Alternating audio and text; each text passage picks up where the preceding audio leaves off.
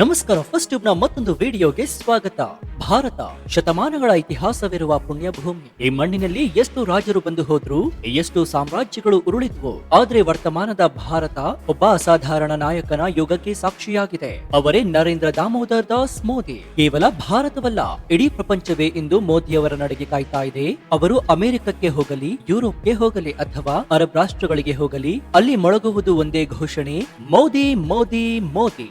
ಆದ್ರೆ ಸ್ನೇಹಿತರೆ, ಬೆಳಕು ಹೆಚ್ಚಾಗ್ತಾ ಇದ್ದಂತೆ ನೆರಳು ಕೂಡ ದಟ್ಟವಾಗುತ್ತೆ ಅಲ್ವಾ? ಮೋದಿಯವರ ಈ ಜನಪ್ರಿಯತೆ, ಈ ವಿಶ್ವ ಮನ್ನಣೆ ಕೇವಲ ಅಭಿಮಾನಿಗಳನ್ನ ಮಾತ್ರ ಸೃಷ್ಟಿಸಿಲ್ಲ, ಬದಲಿಗೆ ಅಷ್ಟೇ ಪ್ರಮಾಣದ ಅಥವಾ ಅದಕ್ಕಿಂತ ಹೆಚ್ಚು ಅಪಾಯಕಾರಿ ಶತ್ರುಗಳನ್ನು ಕೂಡ ಸೃಷ್ಟಿಸಿದೆ. ಒಬ್ಬ ಸಾಮಾನ್ಯ ಮನುಷ್ಯ ಸ್ವಲ್ಪ ಮೇಲೆ ಬಂದ್ರೆ ಸಾಕು, ಊರವರ ಕಣ್ಣು ಬೀಳತ್ತೆ. ಅಂಥದ್ರಲ್ಲಿ 140 ಕೋಟಿ ಭಾರತೀಯರ ಭವಿಷ್ಯವನ್ನ ಹೆಗಲ ಮೇಲೆ ಹೊತ್ತು ವಿಶ್ವಗುರುವಾಗಲು ಹೊರಟಿರುವಂತಹ ಮೋದಿಯವರ ಮೇಲೆ ಇನ್ಯಾವ ಮಟ್ಟದ ಕಣ್ಣು ಬಿದ್ದಿರಬಹುದು, ಇನ್ಯಾವ ರೀತಿಯ ಅಸೂಹೆಯ ದೃಷ್ಟಿ ಬಿದ್ದಿರಬಹುದು. ಇವತ್ತಿನ ಈ ವಿಡಿಯೋದಲ್ಲಿ ನಾವು ಗಂಭೀರವಾದಂತಹ ವಿಚಾರದ ಬಗ್ಗೆ ಚರ್ಚಿಸ್ತಾ ಇದ್ದೀವಿ. ಪ್ರಧಾನಿ ನರೇಂದ್ರ ಮೋದಿ ಅವರಿಗೆ ನಿಜಕ್ಕೂ ಕೂಡ ಮಾಟ ಮಂತ್ರದ ಭಯವಿದ್ಯಾ? ವಾಮಾಚಾರ ಪ್ರಯೋಗಗಳು ನಡೀತಾ ಇವ್ಯಾ? ಒಂದು ವೇಳೆ ಅದು ನಡೆದ್ರೂ ಕೂಡ ಎಲ್ಲವನ್ನ ಮೀರಿ ಮೋದಿಯವರನ್ನ ಕಾಯ್ತಾ ಇರುವಂತಹ ಆ ಅದೃಶ್ಯ ಶಕ್ತಿ ಯಾವುದು? ಪ್ರತಿ ಬಾರಿ ಅಪಾಯ ಬಂದಾಗ ಪ್ರಧಾನಿ ನರೇಂದ್ರ ಮೋದಿ ಅವರು ಜಸ್ಟ್ ಮಿಸ್ ಆಗಿ ಪಾರಾಗಿದ್ದು ಹೇಗೆ? ಈ ಎಲ್ಲಾ ಮಾಹಿತಿಯನ್ನ ಇವತ್ತಿನ ಈ ವಿಡಿಯೋದಲ್ಲಿ ನೋಡೋಣ.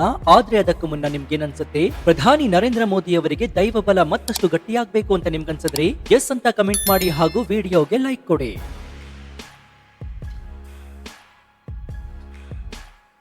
ನಮ್ಮ ಹಿರಿಯರು ಒಂದು ಮಾತನ್ನ ಹೇಳ್ತಾರೆ: ಕಲ್ಲಿನ ಏಟು ತಗಲಿದ್ರು ಕೂಡ ತಡಿಬಹುದು, ಆದ್ರೆ ಕಣ್ಣಿನ ದೃಷ್ಟಿ ತಗಲಿದ್ರೆ ತಡೆಯೋದಕ್ಕೆ ಆಗಲ್ಲ ಅಂತ. ಇದು ಸಾಮಾನ್ಯ ಮನುಷ್ಯರಿಗೆ ಹೀಗಾದ್ರೆ ಇನ್ನು ದೇಶದ ಪ್ರಧಾನಿಗೆ ಹೇಗಿರ್ಬೇಕು ಅಂತ ಒಮ್ಮೆ ನೀವು ಊಹೆ ಮಾಡಿ ನೋಡಿ. ಮೋದಿಯವರು ಕೇವಲ ಒಬ್ಬ ರಾಜಕಾರಣಿಯಲ್ಲ, ಅವರು ಒಂದು ಸಿದ್ಧಾಂತದ ಪ್ರತಿರೂಪ. ಅವರು ತೆಗೆದುಕೊಂಡ ನಿರ್ಧಾರಗಳು, ಅದು ಆರ್ಟಿಕಲ್ 370 ಇರಬಹುದು, ರಾಮ ಮಂದಿರ ನಿರ್ಮಾಣ ಇರಬಹುದು ಅಥವಾ ಸರ್ಜಿಕಲ್ ಸ್ಟ್ರೈಕ್ ಇರಬಹುದು, ಇವೆಲ್ಲವೂ ಅವರಿಗೆ ಸಾವಿರಾರು ಶತ್ರುಗಳನ್ನ ಹುಟ್ಟುಹಾಕಿದೆ. ಈ ಶತ್ರುಗಳು ಕೇವಲ ರಾಜಕೀಯವಾಗಿ ಹೋರಾಡಿದ್ರೆ ಪರವಾಗಿರ್ಲಿಲ್ಲ, ಆದ್ರೆ ಮೂಲಗಳ ಪ್ರಕಾರ ಮತ್ತು ಜನರ ಬಲವಾದ ನಂಬಿಕೆಯ ಪ್ರಕಾರ ಮೋದಿ ಅವರನ್ನ ಮಣಿಸಲು ಕೇವಲ ರಾಜಕೀಯ ತಂತ್ರಗಳಲ್ಲ, ಬದಲಿಗೆ ತಂತ್ರ ಮಂತ್ರಗಳ ಪ್ರಯೋಗವು ನಡೀತಾ ಇದೆ ಎನ್ನಲಾಗ್ತಾ ಇದೆ. ನೀವು ಗಮನಿಸಿರಬಹುದು, ಮೋದಿ ಚುನಾವಣೆ ಸಮಯದಲ್ಲಿ ಅಥವಾ ನಿರ್ಣಾಯಕ ಘಟ್ಟದಲ್ಲಿ ಇರುವಾಗ ವಿರೋಧಿಗಳ ಪಾಳಯದಲ್ಲಿ ವಿಚಿತ್ರ ಪೂಜೆಗಳು, ಯಾಗಗಳು ನಡೆಯುವಂತಹ ವರದಿಗಳು ಬರ್ತವೆ. ಮೋದಿ ಅವರ ಫೋಟೋ ಇಟ್ಕೊಂಡು ಅಗೋಚರ ಶಕ್ತಿಯನ್ನ ಆಹ್ವಾನಿಸುವಂತಹ ಎಷ್ಟೋ ಘಟನೆಗಳು ಸೋಷಿಯಲ್ ಮೀಡಿಯಾದಲ್ಲಿ ಹರಿದಾಡಿವೆ. ಇದು ಮೂಢನಂಬಿಕೆ ಅಂತ ಕೆಲವರು ತಳ್ಳಿ ಹಾಕಬಹುದು, ಆದ್ರೆ ಭಾರತೀಯ ಸಂಸ್ಕೃತಿಯಲ್ಲಿ ವಾಮಾಚಾರ ಎಂಬುದು ಒಂದು ಕರಾಳ ಸತ್ಯ. ಒಬ್ಬ ವ್ಯಕ್ತಿಯ ತೇಜಸ್ಸನ್ನ ಕುಂದಿಸಲು, ಅವರ ಆರೋಗ್ಯವನ್ನ ಹಾಳು ಮಾಡಲು ಶತ್ರುಗಳು ಯಾವ ಹಂತಕ್ಕೆ ಬೇಕಾದ್ರೂ ಇಳಿತಾರೆ. ಮೋದಿ ಅವರು ದಿನದ 18 ಗಂಟೆ ಕಾಲ ಕೆಲಸ ಮಾಡ್ತಾರೆ. ಈ ವಯಸ್ಸಿನಲ್ಲಿಯೂ ಸಹ ಅವರ ಚೈತನ್ಯ ಕುಂದಿಲ್ಲ. ಇದನ್ನು ನೋಡಿ ಸಹಿಸಲಾಗದವರು ಅವರ ಶಕ್ತಿಯನ್ನ ಕುಗ್ಗಿಸಲು ಮಾಟ ಮಂತ್ರದ ಮೊರೆ ಹೋಗಿದ್ದಾರಾ? ಈ ಅನುಮಾನ ಕೂಡ ಬರುವುದು ಸಹಜ.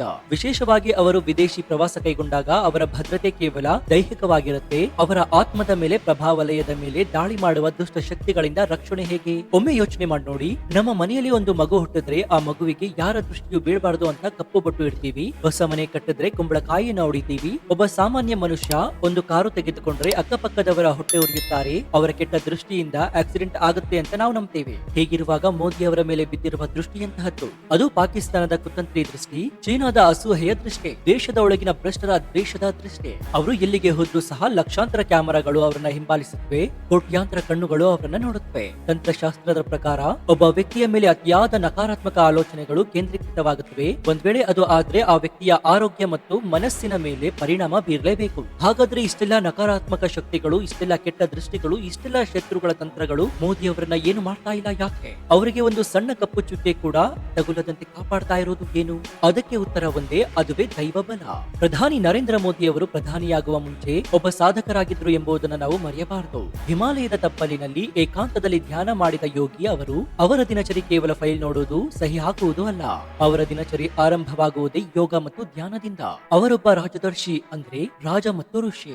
ಯಾವಾಗ ಶತ್ರುಗಳು ವಾಮಾಚಾರದ ಹೋಮವನ್ನ ಮಾಡುತ್ತಾರೋ ಅತ್ತ ಮೋದಿ ಕೇದಾರನಾಥ ಗುಹೆಯಲ್ಲಿ ಮೌನವಾಗಿ ಕುಳಿತು ಶಿವ ಧ್ಯಾನವನ್ನ ಮಾಡ್ತಾರೆ. ಯಾವಾಗ ವಿರೋಧಿಗಳ ಕೆಟ್ಟ ದೃಷ್ಟಿಯಿಂದ ನೋಡ್ತಾರೋ ಅತ್ತ ಮೋದಿ ಕಾಶಿಯ ಗಂಗೆಯಲ್ಲಿ ಮುಳುಗಿ ಎದ್ದು ಸೂರ್ಯನಿಗೆ ಆರೋಗ್ಯವನ್ನ ಬಿಡ್ತಾರೆ. ಅವರ ಪ್ರತಿಯೊಂದು ಪ್ರಮುಖ ನಿರ್ಧಾರಗಳ ಹಿಂದೆಯೂ ಒಂದು ದೈವಿಕ ಸಂಪರ್ಕವಿರುತ್ತದೆ. ನೀವು ಗಮನಿಸಿರಬಹುದು, ಎಷ್ಟೇ ಬಿಸಿ ಇದ್ರೂ ಸಹ ಅವರು ದೇವಸ್ಥಾನ ದೇವಸ್ಥಾನಗಳಿಗೆ ಭೇಟಿ ನೀಡುವುದನ್ನು ನಿಲ್ಲಿಸೋದಿಲ್ಲ. ತಿರುಪತಿಯ ಬಾಲಾಜಿ ಇರಬಹುದು, ಗುರುವಾಯೂರು ಕೃಷ್ಣ ಇರಬಹುದು ಅಥವಾ ನೇಪಾಳದ ಪಶುಪತಿನಾಥ ಇರಬಹುದು. ಇದು ಕೇವಲ ಪ್ರಚಾರಕ್ಕಲ್ಲ, ಇದು ಶಕ್ತಿ ಸಂಚಯನ. ದೇವಸ್ಥಾನ ಎಂಬುದು ಕಾಸ್ಮಿಕ್ ಎನರ್ಜಿಯ ಕೇಂದ್ರ. ಮೋದಿಯವರು ಅಲ್ಲಿಗೆ ಹೋದಾಗ ಆ ದೇವರ ಶಕ್ತಿಯನ್ನು ತಮ್ಮೊಳಗೆ ಆಹ್ವಾನಿಸಿಕೊಳ್ತಾರೆ. ಈ ದೈವಿಕ ಶಕ್ತಿಯ ಅವರ ಸುತ್ತ ಒಂದು ಅದೃಶ್ಯ ರಕ್ಷಾ ಕವಚವನ್ನ ನಿರ್ಮಿಸಿದೆ. ಇನ್ನು ಈಗ ಮೂಲ ಪ್ರಶ್ನೆಗೆ ಬರುವುದಾದ್ರೆ, ಮೋದಿಯವರ ಮೇಲೆ ವಾಮಾಚಾರ ಪ್ರಯೋಗವಾದ್ರೆ ಏನಾಗುತ್ತೆ? ನಮ್ಮ ಪುರಾಣಗಳಲ್ಲಿ ಒಂದು ಮಾತಿದೆ, ಶಿವ ಭಕ್ತನಿಗೆ ಯವನ ಭಯವೇ ಇಲ್ಲ. ಇನ್ನು ಈ ಚಿಲ್ಲರೆ ಮಾಟ ಮಂತ್ರದ ಭಯವ್ಯಾಕೆ? ಮೋದಿಯವರು ನಿಸ್ವಾರ್ಥಿ. ತಮಗಾಗಿ, ತಮ್ಮ ಕುಟುಂಬಕ್ಕಾಗಿ, ತನ್ನ ಮಕ್ಕಳಿಗಾಗಿ ಆಸ್ತಿ ಮಾಡಬೇಕು ಎಂಬ ಆಸೆ ಅವರಿಗಿಲ್ಲ. ಅವರ ಕುಟುಂಬವೇ 140 ಕೋಟಿ ಭಾರತೀಯರು. ಯಾವಾಗ ಒಬ್ಬ ಮನುಷ್ಯ ನಾನು ಎಂಬ ಅಹಂಕಾರವನ್ನ ಬಿಟ್ಟು ದೇಶ ಎಂದು ಬದುಕುತ್ತಾನೋ ಅವರನ್ನ ಯಾವ ಕ್ಷುದ್ರ ಶಕ್ತಿಯೂ ಕೂಡ ಮುಟ್ಟಲಾರದು. ಇನ್ನು ಅಯೋಧ್ಯೆಯಲ್ಲಿ ಬಾಲರಾಮನ ಪ್ರಾಣ ಪ್ರತಿಷ್ಠಾಪನೆ ಮಾಡುವ ಭಾಗ್ಯ ಸಿಕ್ಕಿದ್ದು ಸಾಮಾನ್ಯ ಸಂಗತಿಯಲ್ಲ. ಅದು 500 ವರ್ಷಗಳ ತಪಸ್ಸು. ಆ ಪುಣ್ಯ ಕಾರ್ಯ ಮಾಡಿದ ಕೈಗಳಿಗೆ ಆ ರಾಮನ ರಕ್ಷಣೆ ಸದಾ ಇರುತ್ತೆ. ಇನ್ನು ಹೀರೇಬೇನ್ ಅವರ ಸರಳತೆ ಮತ್ತು ಆಶೀರ್ವಾದ ಮೋದಿಯವರ ಮೇಲೆ ಸದಾ ಇದ್ದು ಈಗಲೂ ಆ ಮಾತೃ ಶಕ್ತಿ ಅವರನ್ನ ಕಾಯ್ತಾ ಇದೆ. ಯಾರಾದ್ರೂ ಮೋದಿಯವರ ಮೇಲೆ ಕೆಟ್ಟ ಪ್ರಯೋಗ ಮಾಡಿದ್ರೆ ಅದು ಕನ್ನಡಿಯ ಮೇಲೆ ಬಿದ್ದ ಬೆಳಕಿನಂತೆ. ಅದು ವಾಪಸ್ ಪ್ರಯೋಗ ಮಾಡಿದವರ ಮೇಲೆಯೇ ಹೋಗುತ್ತೆ ವಿನಃ ಮೋದಿಯವರ ರೋಮವನ್ನು ಕೂಡ ಅಲುಗಾಡಿಸಲು ಸಾಧ್ಯವಿಲ್ಲ. ಬೆಂಕಿಯನ್ನು ಮುಟ್ಟಲು ಹೋದ್ರೆ ಕೈ ಸುಟ್ಟುಕೊಳ್ಳುವುದು ಮುಟ್ಟುವವರೇ ಹೊರತು ಬೆಂಕಿಯಲ್ಲ. ಮೋದಿ ಅಂತಹ ಬೆಂಕಿ ಅಂತ ಕೂಡ ಹೇಳಬಹುದು. ಇನ್ನು ಮೋದಿಯವರು ಅಧಿಕಾರ ಸ್ವೀಕರಿಸಿದ ನಂತರ ಭಾರತದ ಮೂಲೆ ಮೂಲೆಯಲ್ಲಿರುವಂತಹ ಜಾಗೃತ ಶಕ್ತಿಪೀಠಗಳಿಗೆ ಭೇಟಿ ನೀಡಿದ್ದಾರೆ.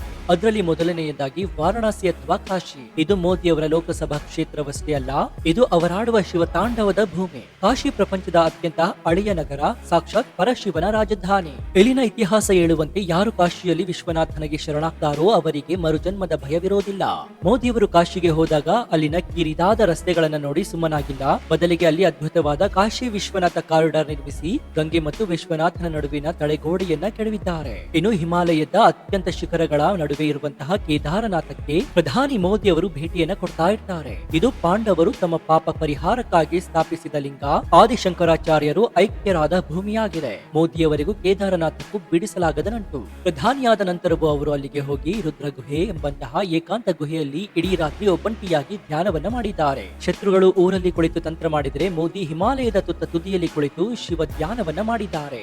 ಹೀಗಿರುವಾಗ ಕೆಟ್ಟ ದೃಷ್ಟಿ ಅವರನ್ನ ತಲುಪಲು ಸಾಧ್ಯವೇ? ಕೇದಾರನಾಥನ ಆಶೀರ್ವಾದ ಅವರ ರಕ್ಷಾ ಕವಚವಾಗಿ ಮಾರ್ಪಟ್ಟಿದೆ. ಇನ್ನು ಮೂರನೆಯದು ಅತ್ಯಂತ ಶಕ್ತಿಶಾಲಿಯಾಗಿರುವಂತಹ ಉಜ್ಜಯಿನಿ ಮಹಾಕಾಲ್. ಪುರಾಣಗಳ ಪ್ರಕಾರ ಉಜ್ಜಯಿನಿಗೆ ಒಬ್ಬನೇ ರಾಜ, ಅದು ಮಹಾಕಾಳೇಶ್ವರ. ಅಲ್ಲಿ ಯಾವ ರಾಜಕಾರಣಿಯೂ ರಾತ್ರಿ ಉಳಿಯುವ ಧೈರ್ಯ ಮಾಡೋದಿಲ್ಲ. ಯಾಕಂದ್ರೆ ಅಲ್ಲಿನ ಅಧಿಕಾರ ಇರುವುದು ಆ ಶಿವನ ಕೈಯಲ್ಲಿ ಮಾತ್ರ. ಆದ್ರೆ ಮೋದಿಯವರು ಅಲ್ಲಿಗೆ ಹೋಗಿ ಈ ಮಹಾಕಾಲ್ ಲೋಕವನ್ನ ಉದ್ಘಾಟಿಸಿ ಗರ್ಭಗುಡಿಯಲ್ಲಿ ಕುಳಿತು ರುದ್ರಾಕ್ಷಿ ಮಾಲೆ ಹಿಡಿದು ಜಪವನ್ನ ಮಾಡಿದ್ದಾರೆ. ಉಜ್ಜಯಿನಿಯ ವಿಶೇಷತೆ ಅಂದ್ರೆ ಅದು ಭಸ್ಮಾರತೆ. ಚಿತಾಭಸ್ಮವನ್ನ ಶಿವನಿಗೆ ಲೇಪಿಸುವ ಪೂಜೆ ಇದಾಗಿದ್ದು ಇದರರ್ಥ ಸಾವು ಮತ್ತು ಕಾಲವನ್ನ ಶಿವ ಗೆದ್ದಿದ್ದಾನೆ ಎಂದರ್ಥ. ಮೋದಿಯವರು ಆ ಮಹಾಕಾಲ್ ಸ್ವರೂಪಿಯ ಮುಂದೆ ತಲೆಬಾಗಿದ್ದಾರೆ. ಕಾಲೋಹ ಅಂದ್ರೆ ನಾನೇ ಕಾಲ ಎಂದು ಹೇಳುವ ಶಿವನ ಆಶೀರ್ವಾದವನ್ನ ಪಡೆದ ಮೋದಿಯವರಿಗೆ ಅಲ್ಪಾಯುಷ್ಯದ ಭಯವಿಲ್ಲ, ಅಪಘಾತದ ಭಯವಿಲ್ಲ. ಅವರೇ ಸ್ವತಃ ಮಹಾಕಾಲ್ ಸೈನ್ಯದ ದಂಡನಾಯಕನಂತೆ ಮುನ್ನಡೆಸ್ತಾ ಇದ್ದಾರೆ. ಇನ್ನು ಇದಷ್ಟೇ ಅಲ್ಲದೆ ಶ್ರೀಶೈಲ ಮಲ್ಲಿಕಾರ್ಜುನ ತಿರುಪತಿ ದೇವಾಲಯಕ್ಕೂ ಕೂಡ ಪ್ರಧಾನಿ ನರೇಂದ್ರ ಮೋದಿ ಅವರು ಭೇಟಿಯನ್ನು ಕೊಟ್ಟಿದ್ದಾರೆ. ಹೀಗೆ ಪ್ರಧಾನಿ ನರೇಂದ್ರ ಮೋದಿ ಅವರ ಪ್ರತಿ ಹೆಜ್ಜೆಯಲ್ಲೂ ಕೂಡ ಈ ಎಲ್ಲಾ ದೇವರುಗಳು ಗಟ್ಟಿಯಾಗಿ ಅವರನ್ನ ಕಾಯ್ತಾ ಇದ್ದಾರೆ. ಒಟ್ಟಾರೆಯಾಗಿ ನರೇಂದ್ರ ಮೋದಿ ಅವರು ಕೇವಲ ಒಬ್ಬ ವ್ಯಕ್ತಿಯಲ್ಲ, ಅವರೊಂದು ಶಕ್ತಿ. ಶತ್ರುಗಳು ಎಷ್ಟೇ ಇರಲಿ, ದ್ವೇಷಿಗಳು ಎಷ್ಟೇ ತಂತ್ರಗಳನ್ನ ಹೂಡಲಿ, ವಾಮಾಚಾರದ ಪ್ರಯೋಗಗಳೇ ನಡೆಯಲಿ, ಧರ್ಮೋ ರಕ್ಷತಿ ರಕ್ಷಿತಃ. ಧರ್ಮವನ್ನ ಯಾರು ರಕ್ಷಿಸ್ತಾರೋ ಅವರನ್ನ ಧರ್ಮವೇ ರಕ್ಷಿಸುತ್ತೆ. ಮೋದಿ ಅವರು ಧರ್ಮದ ದಾರಿಯಲ್ಲಿ ನಡೀತಾ ಇದ್ದಾರೆ. ಅವರು ದೇಶಕ್ಕಾಗಿ ತಮ್ಮ ಜೀವನವನ್ನೇ ತ್ಯಜಿಸಿದ್ದಾರೆ. ಇಂತಹ ತ್ಯಾಗಿಯ ಮೇಲೆ ಯಾವ ಕೆಟ್ಟ ದೃಷ್ಟಿಯೂ ಕೆಲಸ ಮಾಡೋದಿಲ್ಲ. ಅವರು ರುದ್ರಾಕ್ಷಿ ಮಾಲೆ ಧರಿಸಿ ಶಿವನ ಮುಂದೆ ನಿಂತರೆ ಸಾಕ್ಷಾತ್ ಕೈಲಾಸಪತಿಯೇ ಅವರಿಗೆ ಬೆಂಬಲವಾಗಿ ನಿಲ್ಲುತ್ತೆ. ಅವರು ವಿದೇಶಗಳಿಗೆ ಹೋದಾಗ ಕೂಡ ನೂರಾರು ದೇಶಗಳ ನಾಯಕರು ಅವರಿಗೆ ತಲೆಬಾಗುತ್ತಾರೆ ಎಂದ್ರೆ ಅದು ಮೋದಿಯವರ ವ್ಯಕ್ತಿತ್ವಕ್ಕೆ ಮಾತ್ರವಲ್ಲ, ಅವರ ಹಿಂದಿರುವಂತಹ ಆ ದೈವ ಬಲಕ್ಕೆ ಸಿಗುತ್ತಿರುವಂತಹ ಗೌರವ. ಹಾಗಾಗಿ ನಾವ್ಯಾರು ಆತಂಕ ಪಡುವಂತಹ ಅಗತ್ಯವಿಲ್ಲ. ಮೋದಿ ಅವರಿಗೆ ಏನೂ ಆಗೋದಿಲ್ಲ. ಭಾರತ ವಿಶ್ವಗುರುವಾಗುವವರೆಗೂ ಈ ತಪಸ್ವಿಯ ಪಯಣ ನಿಲ್ಲುವುದಿಲ್ಲ. ಶತ್ರುಗಳ ಶಾಪ ಮೋದಿಯವರ ಪಾಲಿಗೆ ವರವಾಗುತ್ತದೆ.